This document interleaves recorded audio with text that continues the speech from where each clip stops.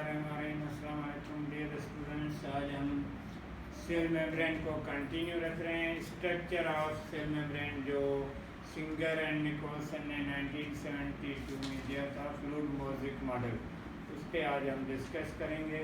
तो fluid mosaic model जो singer and Nicolson ने दिया था, उसमें भी ये सेल मेम्ब्रेन जो है फास्फोलिपिड बाइलेयर की बनी हुई है, लेकिन इनके अंदर जो है प्रोटीन्स एम्बेडेड होते हैं, just like icebergs floating upon lipid सी।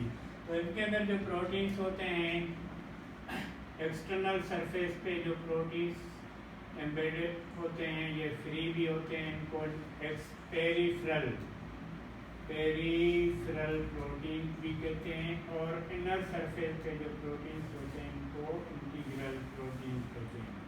इंटीग्रल प्रोटीन कहते हैं, ये फ्री होते हैं सेल मेम्ब्रेन के आउटर सरफेस पे और इनर सरफेस पे।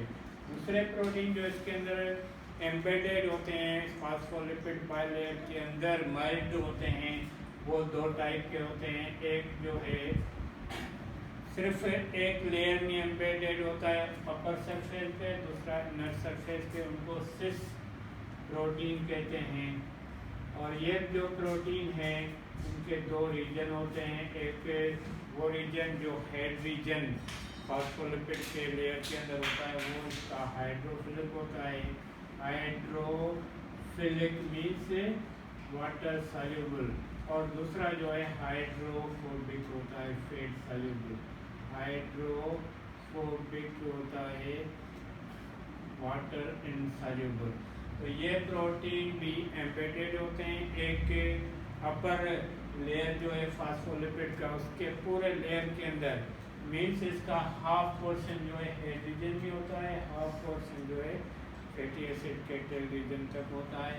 और उसके अपोजिट में बिल्कुल बराबर दूसरा इनर साइड पे भी प्रोटीन होता है, सिस, उसका भी हाफ रीजन जो है हेड रीजन के साथ मर्ज होता है, और हाफ रीजन जो है टेल रीजन को, उनको सिस प्रोटीन कहते हैं। दूसरे प्रोटीन्स होते हैं ट्रांस प्रोटीन जो होते हैं, ये पूरे मेम्ब्रेन के फास्फोलिपिड बाइलेयर के आउटर हेड रीजन से लेकर इनर हेड रीजन तक मर्ज होते हैं। और इसका अगर हम स्ट्रक्चर देखें तो हेड रीजन में जो इसका पोर्शन होता है वो गामा प्रोटीन का बना हुआ होता है, और फैटी एसिड का जो रीजन है मीन सेंटर जो है सेल मेम्ब्रेन का, वो टेल रीजन दोनों लेयर्स के टेल रीजन पे मुश्तमिल होता है। उसमें इसका जो पोर्शन होता है स्क्रू टाइप स्प्रिंग टाइप होता है, मीन्स अल्फा पे मुश्तमिल होता है। और दूसरे इनर लेयर में हेड रीजन आ गया, वहाँ पे फिर गामा होता है। तो ये स्ट्रक्चर होता है ट्रांस प्रोटीन्स का। और ये दो ट्रांस प्रोटीन्स मिलके प्रोटीन चैनल बना लेते हैं, और इन चैनल के थ्रू ट्रांसपोर्ट होती है मॉलिक्यूल्स की। ये जो ट्रांस प्रोटीन्स है, इसकी भी क्लासिफिकेशन की गई है अल्फा प्रोटीन के प्रेजेंट पे। जो इसका अल्फा पोर्शन होता है, ये होता है हाइड्रोफोबिक, और गामा का पोर्शन जो है वो होता है हाइड्रोफिलिक। तो ये जो हाइड्रोफोबिक पोर्शन मीन्स अल्फा होता है, इसमें जो अमीनो एसिड्स लिंक्ड होते हैं स्पाइरली कॉइल्ड पोर्शन के अंदर, वो अगर 110 से हैं तो ये मोनोट्रॉपिक ट्रांस प्रोटीन्स कहलाएगा, मोनोट्रॉपिक। और मोनोट्रॉपिक ऐसा ट्रांस प्रोटीन है जिसके अंदर 110 अमीनो एसिड्स प्रेजेंट होते हैं अल्फा पोर्शन के अंदर। स्प्रिंग टाइप जो स्ट्रक्चर है, हाइड्रोफोबिक जो पोर्शन है, इसके अंदर 110 अमीनो एसिड, ये 110 अमीनो एसिड्स मिलके जो पोर्शन बना रहे हैं उसको डोमेन कहते हैं, डोमेन ऑफ ट्रांस प्रोटीन्स का। अब इस बेस पे क्लासीफाई किया गया है ट्रांस प्रोटीन्स को वेरियस पोर्शन के अंदर। इसका जो आउटर पोर्शन गामा पोर्शन है, ये रिसेप्टर्स का काम करता है, और लोअर जो पोर्शन गामा है ये एंजाइम्स वाला काम करता है। ठीक है बेटा, 110 अगर किसी ट्रांस प्रोटीन्स में मौजूद हैं, अल्फा प्रोटीन्स के अंदर अमीनो एसिड्स डोमेन सिंगल है, जो 110 अमीनो एसिड से मुश्तमिल, उसको मोनोट्रॉपिक कहते हैं। दूसरा है बाइट्रॉपिक। बाइट्रॉपिक में क्या होता है, डबल डोमेन होते हैं। फॉर एग्जांपल ये गामा पोर्शन है, ये जो है अल्फा है, ये वापस दोबारा दूसरा बना रहा है, यहाँ पे दूसरा गामा। उसमें दो डोमेन है, एक में 110 है तो दो में 220 होंगे। तो 220 अमीनो एसिड्स अगर मौजूद हैं तो वो बाइट्रॉपिक कहलाएगा। अगर इसके अंदर 3 मौजूद हैं डोमेन तो ये कहलाएगा ट्राइट्रॉपिक, मीन्स 330 अमीनो एसिड्स प्रेजेंट है। अगर इसके अंदर 4 मौजूद हैं तो टेट्रा, 5 मौजूद हैं पेंटाट्रॉपिक, 6 मौजूद हैं हेक्साट्रॉपिक, 7 मौजूद हैं तो हेप्टाट्रॉपिक प्रोटीन कहलाएगा। ठीक है बेटा, तो इस बेस पे 7 टाइप्स हैं ट्रांसप्रोटीन्स के जो मौजूद होते हैं प्रोटीन्स के फास्फोलिपिड बाइलेयर के अंदर। तो ये क्लासिफिकेशन है ट्रांसप्रोटीन्स की। उसके बाद हमें पता है कि सेल मेम्ब्रेन के अंदर जो मॉलिक्यूल्स हैं उसकी मूवमेंट होती रहती है, और ये 2 पोर्शन है, एक फ्लूइड पोर्शन है इसका, दूसरा है मोज़ेक पोर्शन। मोज़ेक पोर्शन जो है वो सिस प्रोटीन एंड ट्रांसप्रोटीन्स पे मुश्तमिल होता है, उसको मोज़ेक कहते हैं। और फास्फोलिपिड्स बाइलेयर का जो पोर्शन है वो कहलाता है फ्लूइड पोर्शन। फ्लूइड क्यों कहलाता है, क्योंकि इससे के अंदर जो फास्फोलिपिड होते हैं उन फास्फोलिपिड्स के अंदर जो फैटी एसिड्स 2 होते हैं एक लिपिड के अंदर, और वो होते हैं अनसैचुरेटेड। अनसैचुरेटेड मीन्स उनके कार्बन्स के दरमियान डबल बॉन्ड होता है, और वो हमेशा लिपिड फॉर्म में होता है, अनसैचुरेटेड लिपिड। तो ये अनसैचुरेटेड फॉर्म में मौजूद होते हैं, जिसकी वजह से इसकी फ्लूइडिटी मेंटेन रहती है, किसकी, सेल मेम्ब्रेन की। तो ये, और दूसरा ये है कि 2 फैटी एसिड्स, फॉर एग्जांपल ये एक फास्फोलिपिड है, ठीक है बेटा, तो दोनों फैटी एसिड्स के दरमियान कोलेस्ट्रॉल होता है, कोलेस्ट्रॉल होता है। ये कोलेस्ट्रॉल क्या करता है कि इसकी फ्लूइडिटी को मेंटेन रखता है, और इन अनसैचुरेटेड फैटी एसिड को सैचुरेशन में कन्वर्ट करने से रोकता है, ताकि सेल मेम्ब्रेन की जो फ्लूइडिटी है वो मेंटेन रहती है। मीन्स कोलेस्ट्रॉल भी लाजमी मौजूद होता है, कहाँ पे होता है, फैटी एसिड्स जो हैं 2 उनके दरमियान कोलेस्ट्रॉल मौजूद होता है जो फ्लूइडिटी को मेंटेन रखता है। तो फ्लूइड पोर्शन जो मेंटेन है फास्फोलिपिड बाइलेयर का, उसमें एक तो फैटी एसिड्स जो हैं वो अनसैचुरेटेड होते हैं, दूसरा कोलेस्ट्रॉल का रोल होता है। तो फ्लूइडिटी की मेंटेनेंस से cholesterol and unsaturated fatty acids की वजह से होती है। जितनी भी गर्मी हो या जितनी भी सर्दी हो, लेकिन सेल मेम्ब्रेन की फ्लूइडिटी मेंटेन रहती है। क्यों मेंटेन रहती है, क्योंकि इसके अंदर अनसैचुरेटेड फॉर्म में फैटी एसिड्स मौजूद होते हैं, और कोलेस्ट्रॉल इनको रोकता है सैचुरेशन में कन्वर्ट करने से, जिसकी वजह से इसकी फ्लूइडिटी मेंटेन रहती है। और फ्लूइड पोर्शन ऐसा मंजर दे रहा है just like a lipid sea, और उसके अंदर प्रोटीन्स जो सिस एंड ट्रांजिस्टर एम्बेडेड हैं just like a icebergs floating upon lipid sea. That model is known as fluid mosaic model. तो फ्लूइड मोज़ेक इस वजह से कहते हैं। उसके बाद इस मेम्ब्रेन के अंदर जो भी मॉलिक्यूल्स हैं वो मॉलिक्यूल्स जो हैं मूव करते हैं। जो मूवमेंट है मॉलिक्यूल्स की उनके भी टाइप्स हैं। अब हमें पता चल गया है कि सेल मेम्ब्रेन के जो मेन कंपोनेंट हैं वो एक तो प्रोटीन्स पे मुश्तमिल हैं, दूसरे फास्फोलिपिड्स पे मुश्तमिल हैं। तो लिपिड्स की जो मूवमेंट है उनमें 3 टाइप्स हैं। लिपिड्स की मूवमेंट, इनके भी 3 टाइप्स हैं। एक है lateral diffusion, lateral diffusion, lateral diffusion में क्या होता है कि फास्फोलिपिड जो सेल मेम्ब्रेन के अंदर मौजूद होता है वो पेंडुलम की तरह मूव करता है, राइट टू लेफ्ट पेंडुलम की तरह मूवमेंट हो रही है लिपिड की सेल मेम्ब्रेन के अंदर। तो इस टाइप की movement of lipid that is known as lateral diffusion. दूसरी जो मूवमेंट है वो है फ्लिप फ्लॉप। फ्लिप फ्लॉप में क्या होता है कि अब देखो फास्फोलिपिड का बाय लेयर है, अपर लेयर में जो लिपिड्स हैं और लोअर लेयर में जो लिपिड्स हैं सारे सेम हैं, केमिकली सेम हैं। तो क्या होता है कि फॉर एग्जांपल ये हेड है, ये टेल है फास्फोलिपिड का, अब ये मूव करके नीचे आ गया, लोअर लेयर में आ गया, और लोअर वाला मूव करके अपर लेयर में आ गया। तो ये जो मूवमेंट हो रही है अपर लेयर के लिपिड से लोअर लेयर में, लोअर से अपर लेयर में, इसको कहते हैं फ्लिप फ्लॉप मूवमेंट।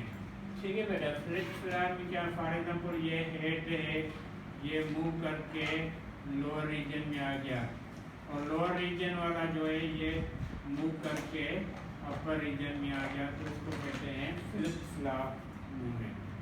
ठीक है, उसके बाद तीसरा जो टाइप है वो है रोटेशनल।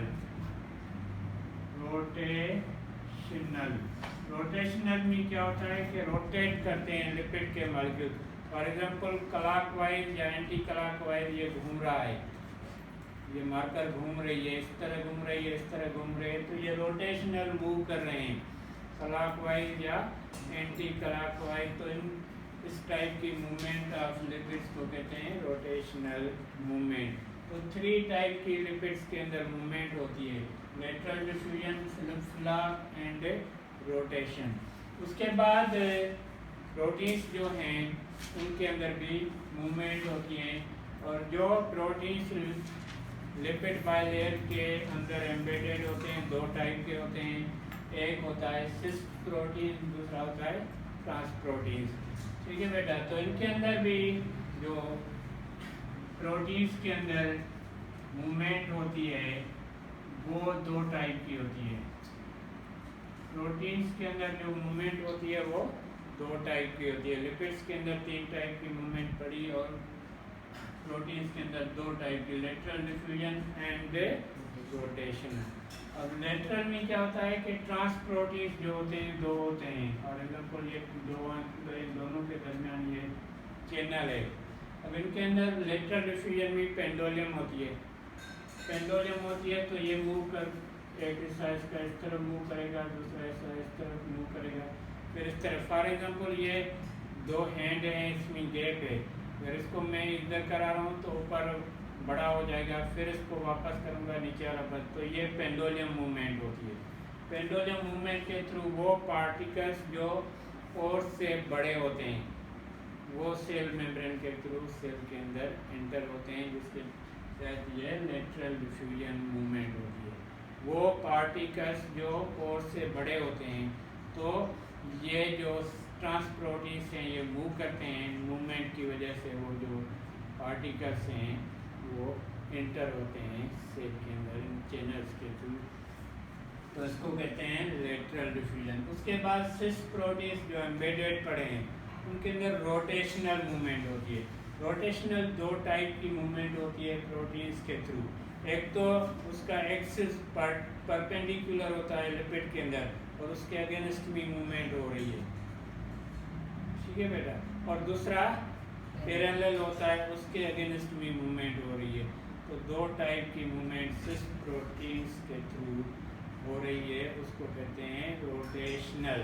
तो रोटेशनल जो प्रोटीन्स के अंदर मूवमेंट होती है 2 टाइप की होती है, एक परपेंडिकुलर होती है, मीन्स एक्सिस जो होता है वो वर्टिकली होता है, और दूसरा हॉरिजॉन्टली होता है, तो उसके अंदर पैरेलल मूवमेंट होती है। ठीक है बेटा, तो ये जो मूवमेंट होती है इसके अंदर सेल मेम्ब्रेन के अंदर, सेल मेम्ब्रेन प्रोटीन पार्ट है सेल मेम्ब्रेन का, लिपिड्स पार्ट है, मिलके बना रहे हैं ना, तो सेल मेम्ब्रेन के अंदर ये सारी मूवमेंट हो रही है, रोटेशनल भी हो रही है, लेटरल डिफ्यूजन भी हो रही है, फ्लिप फ्लॉप भी लिपिड्स के अंदर हो रही है। तो ये सारी मूवमेंट जो होती है वो सेल मेम्ब्रेन के अंदर होती है, सेल मेम्ब्रेन से बाहर नहीं होती। ठीक है बेटा। उसके बाद दूसरा जो नेक्स्ट टॉपिक है हमारा मूवमेंट के बाद, वो हैं पोर्स। सेल मेम्ब्रेन के अंदर जो पोर्स होते हैं 5 टाइप के होते हैं। 5 टाइप्स के जो पोर्स होते हैं, उन पोर्स के थ्रू मटेरियल की इंट्रेंस भी हो रही है सेल के प्रोटोप्लाज्म के अंदर, और एक्सटेंस भी हो रही है, निकल भी रहे हैं। तो ये जो पोर हैं उनमें फर्स्ट है स्ट्रक्चरल पोर। स्ट्रक्चरल पोर ऐसा पोर होता है सेल मेम्ब्रेन के अंदर जो परमानेंट होता है, और उसका चैनल जो है पूरे फास्फोलिपिड बाइलेयर के अंदर मेल्ट होता है और डायरेक्ट, फॉर एग्जांपल ये 2 ट्रांसप्रोटीन्स मिल्क के इनके दरमियान जो चैनल बन रहा है, कुछ चैनल्स परमानेंट होते हैं। तो ये परमानेंट पोर जो सेल मेम्ब्रेन के अंदर होते हैं उनको स्ट्रक्चरल पोर कहते हैं, ये परमानेंट होते हैं। और दूसरा जो पोर होता है इसके अंदर डायनामिक। डायनामिक मीन्स मूवमेंट के थ्रू बन रहा है, और ये टेम्पररी होता है। टेम्पररी पोर अगर बन रहा है मूवमेंट की वजह से, फॉर एग्जांपल पेंडुलम मूवमेंट हो रही है लिपिड की, तो पेंडुलम से लिपिड जैसे ही हट गया तो यहाँ पे पोर बन गया, वापस आ गया तो पोर क्लोज हो गया। तो ये टेम्परेरी जो सेल मेम्ब्रेन की मूवमेंट हो रही है उनकी वजह से जो पोर्स बन रहे हैं उनको डायनामिक पोर कहते हैं। ये पोर बनते भी हैं, वापस डिस्ट्रॉय भी हो रहे हैं, ख़त्म भी हो रहे हैं। तो ऐसा पोर जो बन रहा है, मॉलिक्यूल एंटर हो रहा है, फिर वापस डिस्ट्रॉय हो रहा है, ख़त्म हो रहा है, तो उसको डायनामिक पोर कहते हैं। तो ये दूसरा टाइप है डायनामिक पोर का। उसके बाद पेविंग ब्लॉक पोर, 3rd नंबर पे पाइविंग ब्लॉक पोर। इसमें क्या होता है कि अपर सरफेस जो सेल मेम्ब्रेन का है वो फास्फोलिपिड के हेड रीजन पे तो समझ, फॉर एग्जांपल ये फास्फोलिपिड के हेड हैं, ये एक दूसरे के साथ क्लोजली टाइट होते हैं। जिस तरह ये ब्लॉक क्लोजली टाइट हैं, लेकिन कुछ इनके दरमियान गैप रह जाता है, और उस गैप के दौरान मॉलिक्यूल्स की इंट्रेंस हो रही है, उसको पाइविंग ब्लॉक पोर कहते हैं। ब्लॉक होते हैं, हेड क्लोजली टाइट होते हैं, लेकिन कुछ उसके अंदर खामी रह जाती है, तो इसको सील लीकेज भी कहते हैं। सील लीकेज भी कहते हैं। लीकेज हो जाती है तो वो पाइविंग ब्लॉक पोर कहलाता है। उसके बाद 4th नंबर पे है प्रोटीन चैनल। प्रोटीन चैनल में क्या होता है कि दोनों प्रोटीन्स के दरमियान पोर होता है, इन पोर्स के थ्रू मॉलिक्यूल्स इंटर हो रहे हैं या निकल रहे हैं, तो इसको कहते हैं इंटरपोर। 2 पोर होते हैं प्रोटीन ट्रांसप्रोटीन्स के चैनल्स के अंदर। दूसरा जो स्प्रिंग बन रहा है, अल्फा प्रोटीन्स का स्प्रिंग के अंदर पोर बन रहा है, उसको इंट्रापोर कहते हैं। तो प्रोटीन चैनल के अंदर जो है प्रोटीन्स के अंदर 2 टाइप के पोर होते हैं, एक इंट्रापोर होता है, दूसरा इंटरपोर होता है। फॉर एग्जांपल बॉल पेन है, बॉल पेन के अंदर स्प्रिंग होता है, उसमें आप डिफाइन डालते हैं, मस से भरा हुआ गोरा जिसको कहते हैं वो डालते हैं, तो वो इजीली उस पोर में इंट्रोड्यूस हो जाता है। तो इस तरह के पोर को इंट्रापोर कहते हैं। दूसरा 2 ट्रांसप्रोटीन्स के दरमियान जो पोर बन रहा है उसको इंटरपोर कहते हैं। और लास्ट में ये आइनोपोर। आइनोपोर में क्या होता है, सिस प्रोटीन्स जो होते हैं उनका हाइड्रोफिलिक रीजन जो है उसके अंदर मॉलिक्यूल्स की इंट्रेंस हो रही है वेरियस टाइप्स के हाइड्रोफिलिक के अंदर, और वो रोटेट करके मॉलिक्यूल्स इंटर करा रहा है, तो उसको कहते हैं आइनोपोर। ये 5 टाइप्स के पोर होते हैं सेल मेम्ब्रेन के अंदर। तो आज हमने स्ट्रक्चर डिटेल में पढ़ा, कल हम पढ़ेंगे chemical composition of cell membrane and function. आइनोपोर में छाऊंगा